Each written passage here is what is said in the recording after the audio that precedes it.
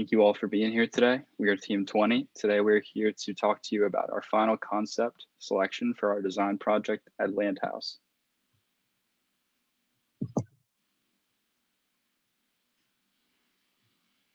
We will take you all through our concept generation and selection, development, final concept selection, and final concept over this presentation. The polar bears disappearing at the beginning of our presentation, along with the map visual here, show the consequences of global warming induced coastal flooding and rising sea levels within densely populated areas. Direct effects include low supply, high demand, and housing prices beyond affordability. These areas hold major significance in terms of employment, economy, and trade. We must solve these problems as they only will get exponentially worse over the next few decades. The potential impact of our solution is to counteract effects of rising sea levels. Using the Dutch model of proactive building of floating communities, we seek to optimize early adopting in terms of cost, availability, and innovation. We plan to implement this change through innovative improvements in stability and sustainability. Stakeholders we considered when developing our final concept are current homeowners, potential homeowners, people who live in crowded areas with access to water, and government bodies and contractors in which we'll need approval from. After talking to stakeholders, we comprised a list of key customer requirements. This includes access to utilities, high stability, safety, access to land, long lifetime, low environmental impact, and a customizable size and appearance. After evaluation, we found that customers want the same kind of conveniences that they have in their current homes, along with adequate safety measures. We based our engineering characteristics off of the customer requirements and the physics of building a floating house. The first three characteristics are tied to strength and durability of the floating foundation. The next three are important in ensuring the platform has a long lifetime. Distance from shore is important to the customer, so it must be considered. The next group of four relates to the stability and motion of the foundation. In order to be stable, the heel angle must be low and it needs to have positive buoyancy. And then the last two engineering characteristics consider environmental impacts and goals.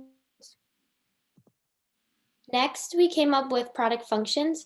Since it is a floating house, our main function is that it must have the ability to float on water, but also be stable and have low motion.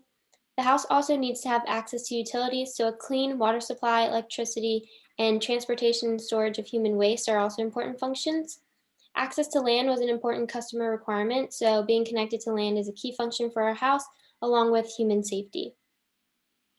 After creating concepts, we used this list of decision criteria to choose our top three. These criteria are based on customer requirements and engineering characteristics that we found to be most necessary. Some of the main criteria we considered is distance from shore, cost effectiveness, buoyancy, and safety. Manufacturability is also important because the materials need to be able to be mass produced. Our concept development process began with the in-class concept generation exercise. We looked at each of our functions and came up with 9 ideas over the course of 3 5-minute rounds. With 6 of us, we came up with a lot of ideas that we could build upon to decide on the final concept designs. While some ideas were similar, many were different and gave us a lot of room to pick the best ones. It was a lengthy, narrowing down process, but we feel we came up with the best ideas to help our design succeed. Shown here is the morphological chart for concept 1. In order to complete these charts and figure out each of our 7 concepts, we discussed all the ideas we had for each function. Each column represents a different function, and we selected the best ideas from each column that could come together to create a working concept. Our strategy was to pick ideas that were either related to each other or that worked hand in hand to achieve a more effective design. During the concept integration process, we looked at our functions and their primary ideas. We took the best ideas we came up with and figured out the most effective way to combine them. Here we look at 3 ideas: buoyancy, protection from waves, and power generation. To accomplish buoyancy, we could use pressurized barrels, concrete cubes filled with styrofoam, or a typical boat hull. For protection from waves, we have the wave breaker idea. For power generation, we can use solar panels. Once we had chosen our ideas, we then came up with the best way to combine them. In the case of concept 7, we were able to mount solar panels on the foundation itself. We decided that we could use the same material for the barriers as the foundation. Therefore, the floating foundation served as a wave breaker and provided power at the same time. Another example of this process is with the ideas presented here: distance to shore, utilities, and maintaining stability. For distance to shore, we chose to attach the foundation to a dock. For utilities, we have electricity connected to the grid and water supplied by the city. For stability, we can connect other platforms together. These ideas came together to create Concept 4. As you can see, this concept emphasizes accessibility to the mainland. The house's platform is connected to other homes in the community and to the dock to keep stable and close to shore. Then the underwater cables run to the city plants in order to keep the floating community functioning. Each member of our group repeated the process that I just presented for you in order to come up with more concepts. We used our design criteria to compare each concept and narrow down the options. The following slides will show the 7 concepts we came up with. Here's concept 1. Here's concept 2. Here's concept 3. 4. 5.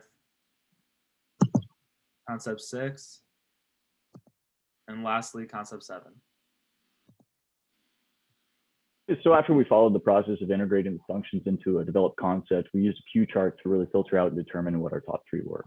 Now, this pew chart included these selection criteria that we determined to be consequential to the success of our design. With our project being on the water, things like buoyancy, corrosion resistance, and energy access were really the drivers of the overall design. Safety and cost effectiveness were other important factors that we considered as well. Now, we chose our initial concept 1 as really the datum to compare the other concepts to. This concept used a boat hull for buoyancy, floating barriers for safety, and solar panels for power generation. The positives and negatives were really considered as follows. If another concept could cost less to produce, we considered it to be a positive. If the concept couldn't be used near the shoreline, then it was a negative. Energy access was simpler, it was a positive. Buoyancy manufacturability was easier to control and produce, also considered a positive. Now, some of the relations were inverted, like safety and cost effectiveness, as more redundancies to protect the home tend to cost more. However, maintaining safety on the floating platform is absolutely important, and therefore any design that had better protections for the consumer, we consider to be a positive. Now, after following this process and discussing the results, we summed up the total and found these top 3 concepts. So the first one is called Barrels Baby. This concept uses a metal frame for the foundation and pressurized barrels for buoyancy. It would be anchored in place by connecting it to the docks and held in place by an anchoring system. Its closeness to shore allows it to be powered both by solar energy and city utilities. Now, the next concept is named Big Brother. This concept uses concrete cubes filled with styrofoam to provide buoyancy. This is actually a standard practice by a lot of the current floating home architects. However, this design uses multiple concrete floats, which allows adaptability to the design of the house and increases manufacturability. It also includes a lot of features like AI to assist with transportation and safety, but unfortunately, the computerization of the system makes the overall production very expensive. And now our final design that we came up with is named Boatzilla. This concept uses a traditional boat hull for the buoyancy with a steel plate for the foundation. It incorporates a pontoon and buoy system for stability, and also includes a floating barrier surrounding the community to serve as protection from rough waters. It uses solar power to provide energy and internal filtration system for access to clean water. And this really allows it to be deployed anywhere and is not restricted to geography. Next, we moved on to selecting a final concept. We started off by condensing our decision criteria down to these 6. First was cost effectiveness, because our customer wants this to be affordable. Second was buoyancy, because we need to be able to float on the water and stay stable. Third was distance from shore, because our customer cares a lot about accessing the mainland easily. 4 was manufacturability, because we need to be able to mass manufacture this product. 5 was safety, because customers care greatly about that from our interviews with them. And then lastly, corrosion resistance, because it needs to be able to last for a long time. We then employed an analytical hierarchy process, starting off with a pairwise comparison of these decision criteria. We determined that cost doesn't really matter if it can't float based on that first column. And in the same vein, it has to be able to float regardless of the distance from the shore, and it has to float even if it's hard to manufacture. In the safety column, we determined that safety was our key priority, and this really goes into our human factors considerations. And then finally, safety and buoyancy were prioritized over longevity. So then we looked at a pairwise comparison of our concepts using these 6 decision criteria. We found that Big Brother was expected to be significantly more expensive, and this was based upon the fact that it's sort of all the bells and whistles design, with lots of smart tech and automation. Meanwhile, Barrel Baby was expected to take longer to corrode, and because it's composite rather than metal, and it has fewer fragile components like electronics. Now, Big Brother was expected to be the most complex to manufacture, and this comes down to the fact that it has less traditional flotation devices, more electronics, and just generally more parts. Boatzilla and Barrel Baby, on the other hand, had more physical safety measures, so they scored slightly higher on safety. In terms of buoyancy, Barrel Baby we thought would be the worst on the water, and this is because of the combination of pressurized barrels and anchors providing less active stability than our other two options. Meanwhile, Big Brother makes accessing the shore a bit more complex by using an automated ferry system instead of simple walkways that connect to the shore. This is a summary of our results from the AHP. We found that buoyancy and safety had the highest weighting as our top factors, and that Boatzilla was our top concept, performing well in all of the categories. Meanwhile, Barrel Baby, while performing well in cost effectiveness and manufacturability, performed poorly in buoyancy and corrosion resistance. Big Brother performed oppositely, performing well in buoyancy and corrosion resistance, but lower in cost effectiveness and manufacturability. So Boatzilla is our best choice. As Robbie just mentioned, due to the results of the AHP, we decided to further pursue concept Boatzilla. These are the previous two drawings and sketches we have been using to describe this concept. For a detailed side view, you can see that item number 1 here is the water-sealed boat hull, which has ridges inside of it to compartment it into separate different areas that we can use for items 7 and 8, the septic storage, as well as water intake and filtering. Boatzilla also features the pontoon shock absorbers, item number 2, which will aid in stability as well as be an additional safety feature. If the main hull were to be leaking in any area, it could provide some buoyancy. Item number 3, as Drew talked about earlier, was the floating barrier wave breakers. They serve several different functions. Firstly, it disperses wave energy from reaching the main platform, as well as acting as a foundation to put the solar panels on top of. They also are connected to the main platform via one continuous line, so that if any corner of the main platform were to be tilting upward and be unlevel, the additional tension in this line would right it and create a level platform again. Next slide. Here is a top view of this concept, just to spatially be aware of where things are located. The overall size of the main platform can be varied depending on the consumer desires and needs, but all designs will have the floating wave barrier breakers completely surrounding it.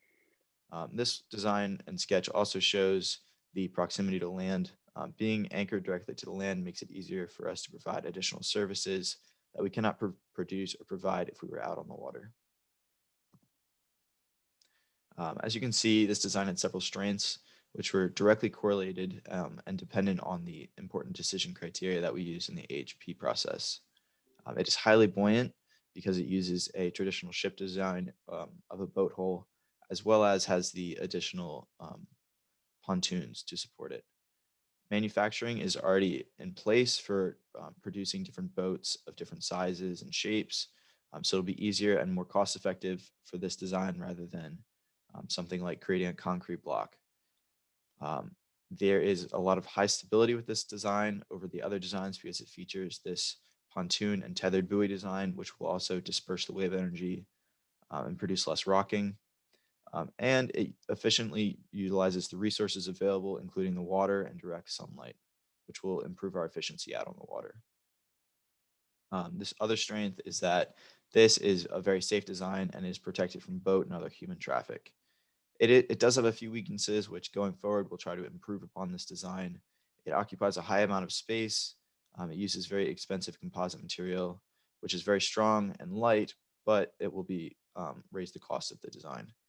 And lastly, it's not fully independent of electricity and waste systems as we had hoped. And here's our appendix and task tracking. Please feel free to reach out with any questions to any of us on here, and thank you for your time.